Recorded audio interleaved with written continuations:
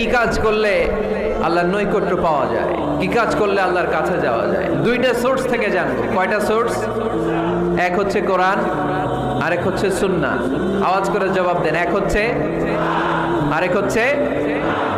তো আসেন কোরআনকে আমরা জিজ্ঞেস করি, কোরআন তুমি আমাদেরকে বলো কি করে আমরা আল্লাহর কাছে যেতে পারি, কি করে আমরা আল্লাহর কাছের বান্দা হতে পারি, কি করে আমরা আল্লাহ তাআলার নৈকট্য পেতে পারি।